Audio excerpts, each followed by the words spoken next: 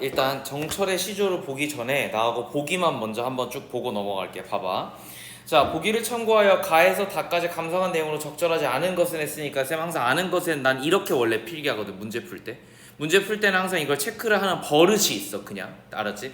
옳은 것과 옳지 않은 것을 맨날 헷갈려서 내가 되게 많이 틀렸었기 때문에 이건 내가 생긴 버릇인데 이걸 누가 가르쳐줬냐면은 메가스터디에서 내가 재수할 때 선생님이 본인이 문제 풀 때 이렇게 체크하는 훈련을 되게 오랫동안 해오니까 뇌가 알아서 학습이 돼서 체크를 하는 순간 아는 것을 모르게 된다고 이렇게 설명하시더라고. 이 행위 자체에 대한 얘기를 하시더라고. 그래서 뭐 기호는 다르겠지만 각자 알아서 어쨌든 체크하는 버릇을 두면 좋을 것 같아. 보자. 자, 정철과 조존성이 살았었던 16세기 후반에서 17세기 초반, 뭐 이때는 이제 뭐 당파 싸움이 엄청 극심했잖아요. 그래서 이제 그 이후에 이제 정조나 이런 사람들이 뭐 탕평치기라든가 이런 걸 이제 펼치면서 조금 이걸 어떻게 좀 하려고 했는데 잘 안 됐지. 어쨌든 정치 참여 과정에서 당파 간의 대립과 투쟁이 극심해지면서 정치적 공격을 받은 문인들이 벼슬에서 파직 유배당하거나 살림을 응거하는 등의 정계에서 소외된 상태에 놓이는 경우가 잦았고, 이 과정에서 문인들은 정치 경험을 바탕으로 정치 현실에 대한 비판. 자, 중요한 게 이거야. 봐봐. 내가 이전에 경험했던 걸 바탕으로 정치 현실에 대한 비판과 경계, 처세관, 자연에 몰입하는 태도 등을 작품에 드러냈어. 봐봐. 이게 되게 재밌는 게 뭐냐면, 봐봐. 비판과 경계를 한다는 건 여전히 현실 정치에 관심이 있는 거야.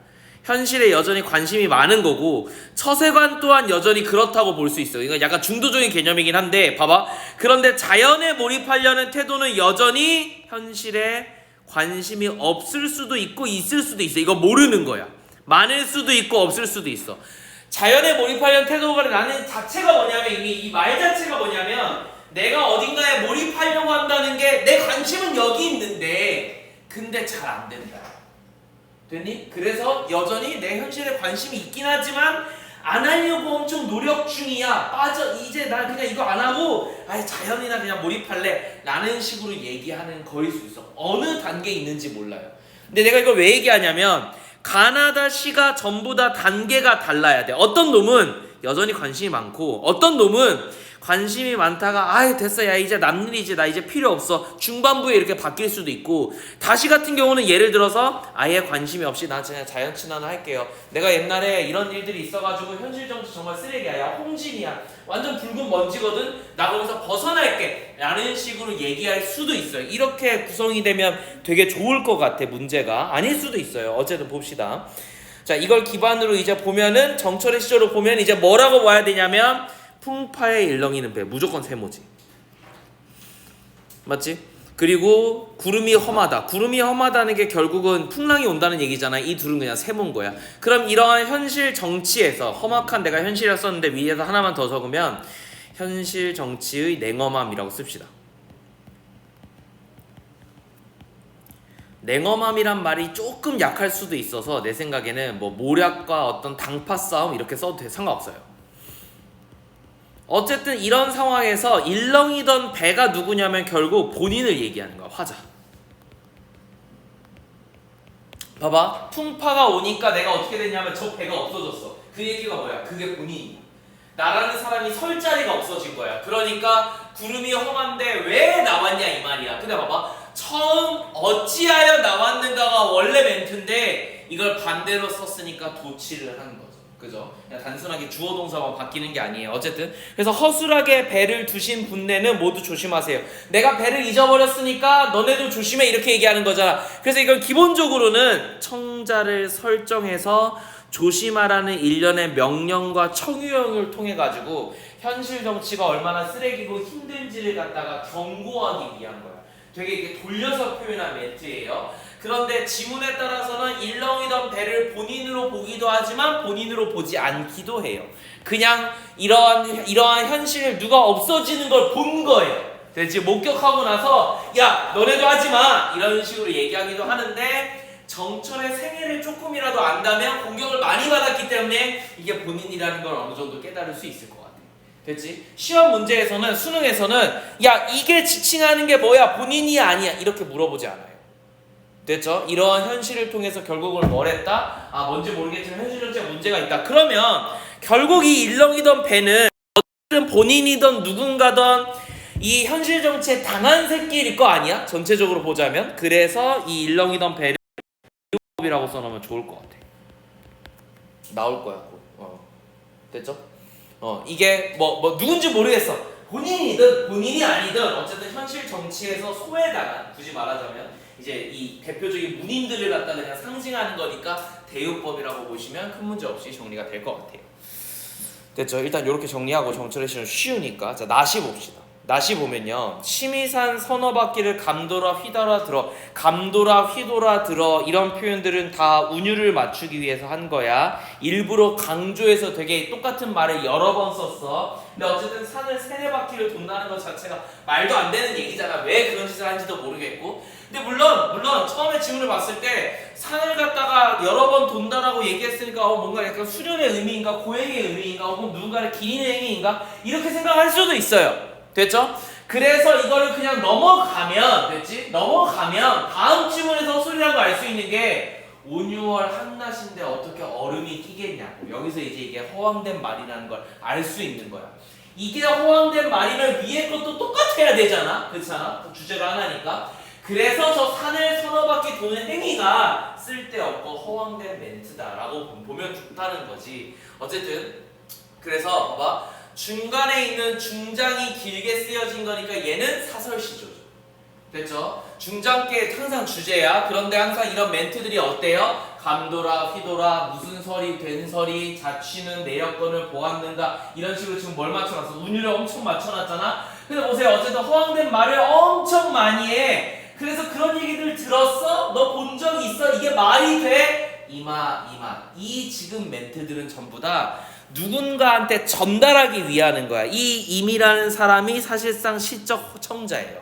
시적 청자를 설정하여서 이 사람한테, 야, 허황된 말이 많아. 근데 너 실제로 본 적 있어? 없지? 그러니까 온 놈이, 온갖 새끼들이 온갖 말을 할 건데 너가 알아서 짐작해줘 라고 얘기하는 거니까, 바른 처사를 하기를 바라는 마음에서 시적 청자에게 전달하는 어떤 뭐 이렇게 글이라고 볼 수 있겠어. 근데 이 임이라는 건 당연하게 이제 임금일 거고, 됐지? 짐작하소서라고 얘기하긴 했지만 믿을 필요가 없어요 라고 얘기하는 거겠지. 그러면 모함을 하는 사람들이 많을 텐데, 그건 모함이니까 안 들어도 돼요 라고 얘기하는 일련의 뭐 34번 지문하고 이제 연결을 한다면은, 자신을 공격하려는 당파 싸움의 얘기니까 절대로 믿지 마세요 라고 얘기하는 글이라고 볼 수 있어.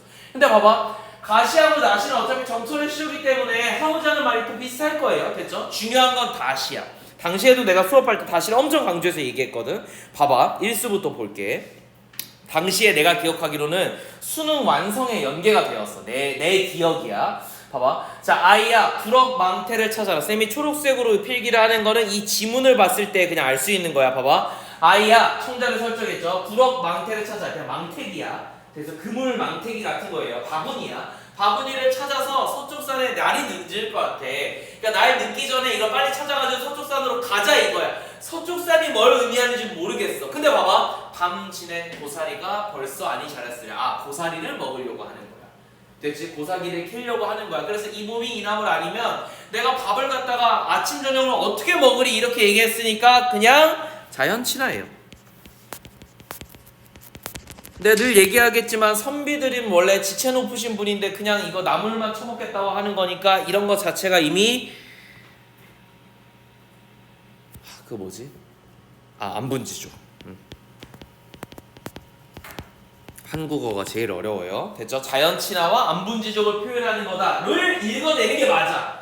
이거에 대한 배경 지식이 없으면. 됐지? 그리고 배경 지식까지 알 필요는 없어요. 다만 하도 여기 나온 고사가 유명해서 일부러 써놓은 거예요. 됐지? 이 정도는 알아두셔야 돼. 고사리가 나오면 늘 이거예요. 수양산에 들어가서 고사리만 먹다가 죽은 백이와 숙제 고사를 인용하였다. 이게 항상 나오니까 꼭 기억을 해놨으면 좋겠어요. 고사리가 괜히 나오는 게 아니야, 얘들아. 특히나 정치현실 이런 보기가 나왔으면 이렇게 읽어달라는 얘기야. 됐지? 그냥 나온 게 아니다. 알았지? 선생님, 왜 이게 중요한 거예요? 왜 고사리만 먹고는 못 살아요? 고사리는 원래 양치식물이라서 독성이 있어요. 그것만 먹으면 죽어요. 알겠지? 그거 좋은 게 아니다. 알겠지? 많이 먹으면 안 좋아. 알겠지? 내가 알기로는 호르몬에 작용을 해서 특히나 남자한테 되게 안 좋다고 난 알고 있어. 고사를 많이 먹으면. 그치? 그러니까 좋은 게 아니야 얘들아. 적정량을 먹으면은 나물 반찬으로 나쁘지 않겠지만 이것만 먹고 살면 당연히 죽어요. 문제가 생겨요 그게. 어쨌든 내 말은 이 고사를 인용해가지고 봐봐 뭘 어떤 표현법을 썼다는 걸 시에서 결국 이걸 통해서 하고자 하는 효과가 있을 거 아니야. 그게 뭐냐면 빨간색으로 쓴 거. 절개를 표현하려고 한 거야. 내가 더 이상 정치 현실에 관심이 없고 나 이제 정치에 관심 안 가질 거야. 나 이제는 자연에서 살 거야 라는 굳은 의지를 표현하는 거야. 근데 그게 두 번째부터 깨져. 대체 본인이 나는 이제 자연에서 살 거야. 나 이제 관심 없어. 이렇게 얘기했는데 두 번째 시부터는 관심이 있어져요. 대체 이게 되게 중요한 포인트였어. 관심을 안 가지고 싶지만 관심을 가져지나 봐. 두 번째 거 봐봐. 자 아이야. 도롱이 삿갓을 찾아라. 동쪽 시내에 비 내린다. 야 도롱이하고 삿갓은 비 올 때마다 입는 거잖아. 근데 이런 것도 사실은 안분지족이거든. 선생님 왜요? 옛날에 양반들은 비가 오면은 노예들이 그 하인들이 우산을 씌워주고 저 뭐야 가마를 갖다가 태워주고 했었지. 이런 식으로 도롱이 삿갓을 본인이 입잖아. 도롱이 삿갓은 뭐냐면 아주 낮은 평민들이 특히 농민들이 비가 올 때도 일을 해야 되기 때문에 밖에 나가가지고 입는 옷인 거야. 그게 완전 그 대나무 잎으로 만든 거거든. 그래서 굉장히 뭐랄까 비를 100% 막아주지도 않아. 근데 어쨌든 안분지족인 거야. 그래서 아이야 도롱이 삿갓을 찾아라. 동쪽 시내에 비가 내린다. 그냥 동서남북 뭐 이런 식으로 해가지고 그냥 저 서쪽 산 동쪽 시내 남쪽 논밭 이렇게 그냥 연결한 것 같아. 큰 의미는 없는 것 같아. 기나긴 낚싯대에 미늘 없는 이게 포인트인데 미늘이 없다는 건 뭐냐면 바늘이 없는 거야. 정확히는 됐지? 바늘이 없는 낚시를 하겠다는 거야. 그걸 봤을 때 뭘 깨달을 수 있냐면 이 새끼가 물고기를 낚아서 먹는 거에는 관심이 없어요. 물고기를 낚는 행위 자체가 재밌는 거고 낚시라는 행위가 재밌는 거지 물고기를 취하는 행위가 목적이 아니에요. 됐죠? 그렇게 봤을 때 그냥 단순하게 자연친화지. 됐니? 요렇게만 보셔야 돼 원래 이 글은. 그래서 저 고기 보고 놀래지 마. 내가 너를 잡아먹을 일이 없어. 그냥 너하고 이렇게 놀고 싶은 거야. 그냥 내가 흥겨워하노라. 재미가 있어서 하는 거야. 즉 낚시라는 흥을 즐기기 위해서 하는 거다 까지만 알면 돼. 그런데 이걸 이제 고사로 보자면은 이게 고사가 되게 유명한 고사야. 봐봐. 미끼를 끼우지 않고 매일 낚시를 하면서 자신의 능력을 알아봐줄 군주를 기다렸던 여상이라는 중국의 이 아주 유명한 재상이 있는데 그 사람의 고사를 인용한 거예요. 그러면 이 얘기 자체가 결국 뭐냐면 야 내가 정치에 관심이 없지만 누가 나한테 와서 야 너 정치해볼래? 내가 너한테 자리 줄게 하면 나 언제든 갈게 라는 걸 얘기하는 거랑 다름이 없어서 내가 빨간색을 어떻게 썼냐면 여전히 정치와 세상 일에 관심이 있다 이렇게 써놨지. 됐지? 이 고사를 인용했다는 거 알면 반드시 그거와 관련된 어떤 효과가 존재할 거니까 이것까지 알아두셔야 돼요. 미늘이 없는 낚시를 했다가 약간 변형한 거야. 얘는 미끼를 안 끼운 거거든. 얘는 미끼를 안 끼운 거야. 그러니까 얘는 뭐냐면은 그냥 낚시대만 들고 있었던 거야. 됐지? 이거랑 비슷하게 약간 변형해서 한 거야. 됐죠? 되게 똑똑하게 표현을 한 거야. 나름대로는. 자, 삼수 보면은 아이야 죽조반을 다오 남쪽 논밭에 일이 많구나 이랬으니까 죽조반은 그냥 아침을 달라는 거죠. 그런데 되게 엄청난 잘 먹는 식사는 아닌 것 같아요. 그냥 죽을 먹는 거니까 한마디로 요런 것도 이제 안분지족이라고 볼 수 있어요. 자, 그래서 난 뭐 할 거냐면 이제 농사를 지을 거예요. 이건 이제 뭐 자연친화라고 보긴 좀 어려운 것 같고 그냥 농사를 지을 거다 이런 얘기인데 서투른 농기구는 내가 이제 농사를 많이 지어본 경험이 없으니까 내가 농기구 자체가 서툴러 따빈이 이제 농기구거든 그냥. 그럼 서투른 농기구를 대체 내가 누구랑 마주 잡냐는 거야. 농기구를 같이 잡고 이렇게 흔들고 뭐 이렇게 일을 해야 되는데 같이 할 사람이 없어. 야 근데 냅둬라. 지금 어떤 세상이냐면 성세 궁경 이 표현 알아두세요. 태평한 세상에 내가 농사를 짓는 거야. 선생님 이게 왜 중요한 표현이에요? 이게 왜 중요하냐면 당시에는 만약에 세상이 태평하지 않으면 내가 농사를 못 지어요. 누가 농사 지어? 나 봐봐. 조선시대에 전쟁이 일어나면 누가 끌려가? 조선뿐만 아니라 지금 전쟁이 일어나면 누가 끌려가? 남자가 끌려가? 여자가 끌려가? 진심이야? 여자부터 보겠구나. 미친 거 아니야? 남자가 끌려가잖아. 그렇잖아. 조선시대 때도 양인들은 군 역을 졌어야 돼. 무슨 얘기냐면 남성이면 양인 남성이면 무조건 군대에 끌려가는 거야. 됐지? 그러니까 만약에 이게 태평한 세상이 아니었더라면 난 지금 어디 있어? 군대에 있는 거야. 그럼 농사일은 누가 지어? 와이프가, 자식이. 됐어? 근데 봐봐. 내가 농사를 짓는다는 자체가 이미 뭘 의미하는 거냐면 태평하다는 거예요. 한마디로. 뭐 전쟁 일이 없는 거야. 그래서 국가에서 날 부를 일이 없는 거야. 그러니까 성세 군경, 즉 내가 농사 짓는다는 것 자체가 이미 태평한 건데 이게 다 누구 때냐면 너 때문이야. 이렇게 얘기한 거지. 역군의 은이셨다. 무슨 얘기냐면 임금의 은혜입니다. 이런 얘기니까 이 표현 자체만 봤을 때는 어떻게 봐야 되냐면 얘가 임금의 치세를 칭찬하는 거죠. 태평성대가 너 때문이야 라고 얘기하는 거 있으니까 여전히 나란 일에 관심이 있는 거야. 여기선 좀 알 수 있어. 나란 일에 관심이 있고 여전히 임금에게 감사한 마음을 가지고 있어요.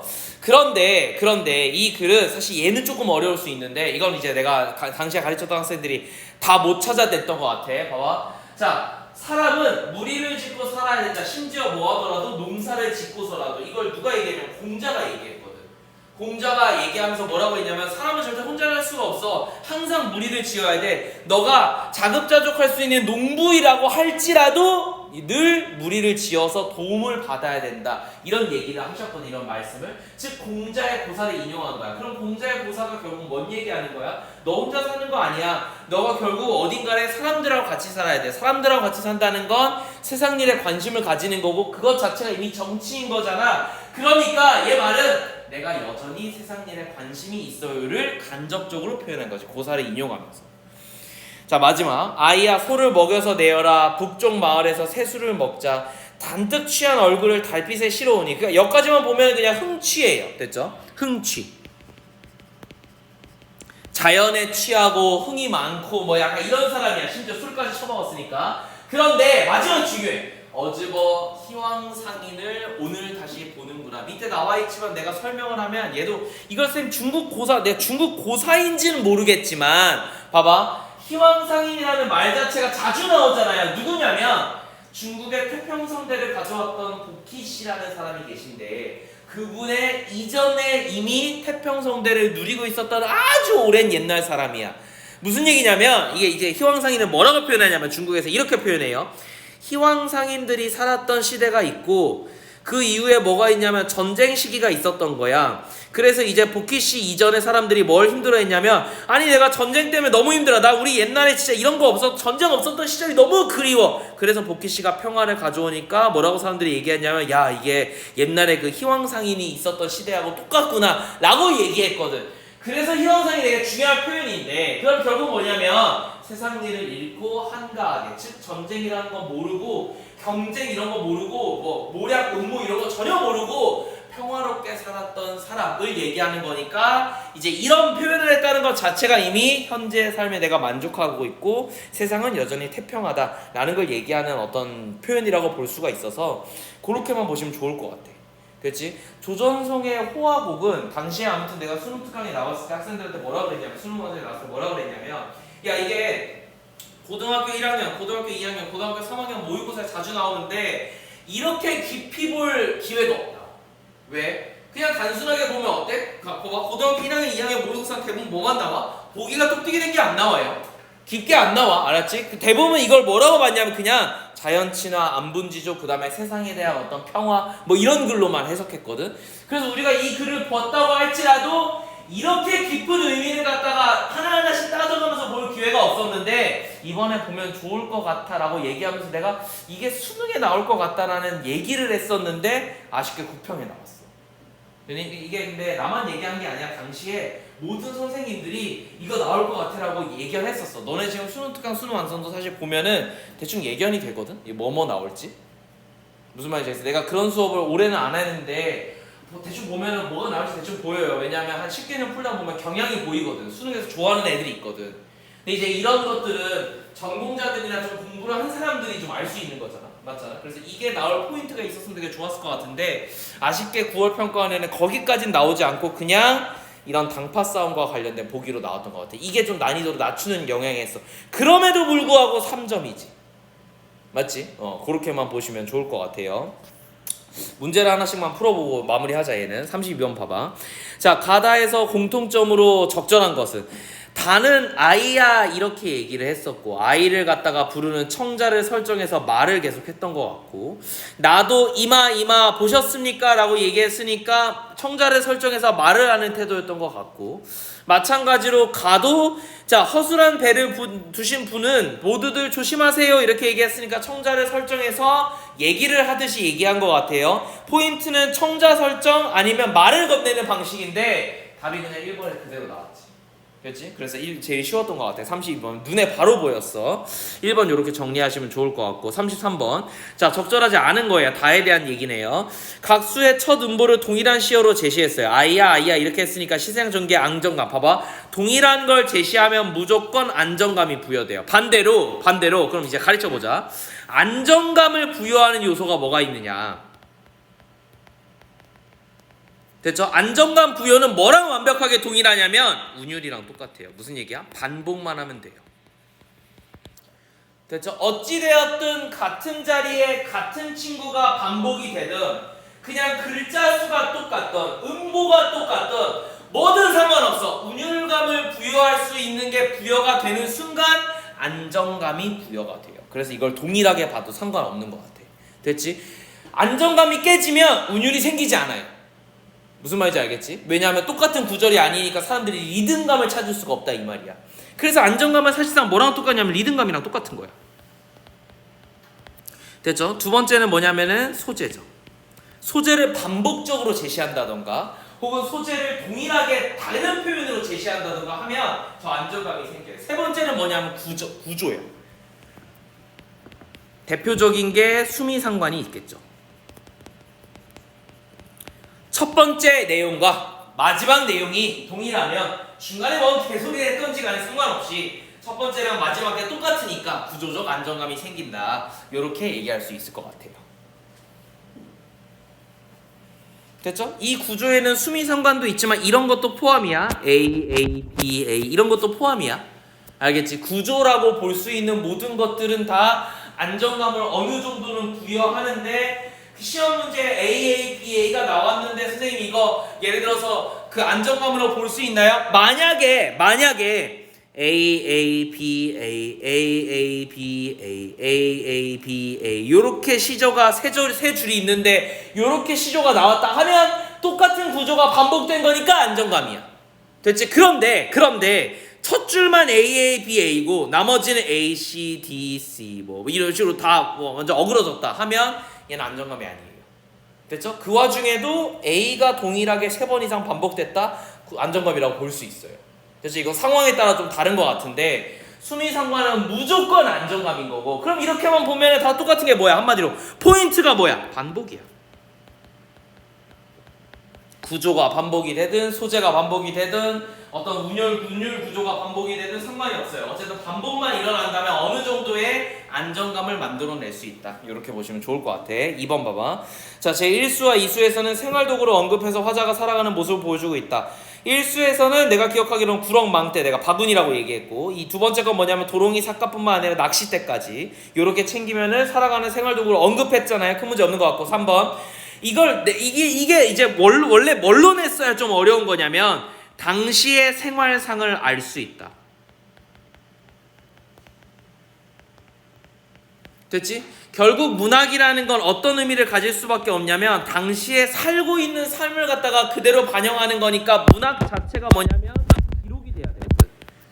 됐죠? 당신의 민간의 삶이라던가 양반의 삶을 갖다가 그대로 보여주는 소재들이 그대로 나왔을 거기 때문에 이 생활도구라는 걸 결국 뭐냐면 친숙한 도구 내지는 뭐 생활상을 보여주는 무언가 이렇게 아마 패러프레이징이 돼도 큰 문제가 없겠죠. 3번 봐봐. 자, 제1수의 중장과 제3수의 중장에서 나타난 화자의 걱정은 각 수의 종장에서 강화되고 있다. 걱정이 종결되었는지 걱정이 강화되었는지가 중요한데 보시면 봐봐. 1수였으니까 1수 중장에서는 고사리가 자라지 않았을까? 그런데 고사리가 아니면 어찌 지낼까? 고사리를 잘 먹었으니까 잘 지내고 있다라는 거를 지금 돌려서 표현한 거잖아. 그러니까 뭔 얘기냐면 걱정이 강화되는 게 아니라 걱정이 해소되는 게 아닐까요? 삼수도 볼게요, 쌤이. 삼수도 보면 야, 죽조반초 논밭에 일이 많아. 서투른 따비는 누구랑 잡을 거 이랬어. 내가 지금 누군가하고 농기구를 잡아야 돼. 그런데 우리 평화로워. 마지막에 이렇게 끝났잖아. 그러니까 평화로우니까 아무랑 잡아도 상관없는 거잖아. 즉 걱정이 해소되었죠. 강화된 게 아니라. 그래서 3번이 틀려서 3번 답인 것 같고 4번하고 5번은 뭐 큰 문제 없이 그냥 정리가 될 것 같으니까 그냥 넘어갑시다.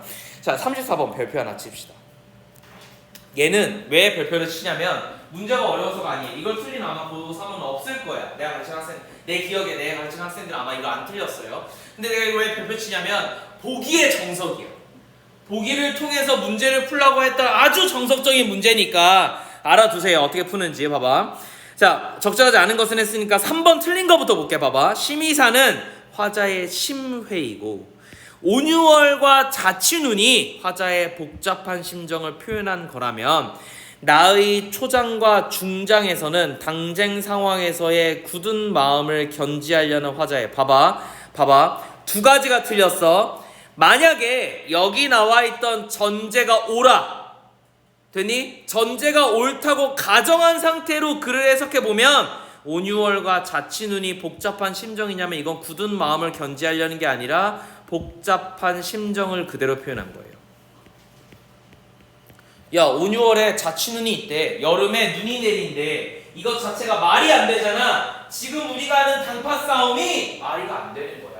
야, 그래서 내 마음이 너무 복잡하고 나 좀 심란해를 표현한 표현이야 맞는 거지. 여기서도 정신 차리자 이런 얘기가 아니잖아요. 굳은 마음이 아니에요. 기본적으로 심의산이 화자의 심회야. 아주 깊은 마음이야. 그래서 심의산을 5번, 6번 돌 거야. 내 깊은 마음을 5번, 6번 돈다? 이것 자체가 뭐야? 마음이 복잡하다야. 무슨 말인지 알겠어? 굳은 심정이 아니에요. 전제가 맞다고 하더라도 이게 틀렸어. 근데 전제도 틀렸지.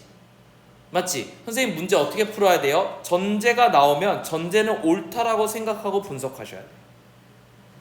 무슨 말인지 알겠어? 무슨 말인지 알겠어? 얘가 뭐라 그랬어? 이게 이렇다고 본다면 이렇게 한 거잖아. 뭔 말인지 알겠지? 이게 되게 특이한 지문인데 전제가 나왔을 때도 이렇게 볼 수 있냐? 근데 학생들이 어떻게 푸냐면 전제가 틀렸잖아 하고 X를 치거든? 그렇게 풀면 안 돼. 알았니? 전제가 맞다고 했을 때 결론이 맞는지를 보는 거야. 우린 뭘 보는 거냐면 A이면 B이다 했을 때 A를 건드리는 게 아니라고. 알았어? A라고 가정을 해보는 거야. 그 상태에서 B가 맞는지 두 개를 보는 거야 얘들아. B가 틀렸을 수도 있지만 A였을 때 B가 안 되는 예일 수도 있어. 무슨 말인지 알겠죠? 화살표 즉 A와 B의 관계를 보거나 A였을 때 B만 돼야 되는지를 문제 푸는 거야. 이해되니? 그래서 이렇게 두 개를 보는 거라 A는 건드리는 게 아니에요. 즉 전제는 건드리면 안 돼. 그래서 나는 사실은 그때 해설 강의를 할 때도 학생들한테 야 너네 이거 다 맞았잖아. 근데 왜 맞았어? 를 물어봤던 것 같고 됐지? 그래서 애들이 다 어떻게 풀었냐면 쌤 이거 아니잖아요. 심의산이 무슨 심해요. 그리고 네가 뭐라고 그랬냐면 화자의 복잡한 심정 아니라고 했잖아요. 전제가 틀렸잖아요 라고 애들이 다들 했는데 아니야 문제 그렇게 풀면 안 돼. 전제가 맞다고 가정했을 때 B가 틀린지를 봐봐 라고 가르쳤던 것 같아. 그리고 수능은 늘 B를 틀리게 돼. 무슨 말인지 알겠지? 그걸 가르치고 싶어서 너네한테. 그래서 이걸 보자고 한 거야. 그래서 내가 이게 문제를 되게 잘 낸 문제라고 평가하는 거야. 별표를 친 거야. 무슨 말인지 알겠지? 그래서 요거는 요렇게까지만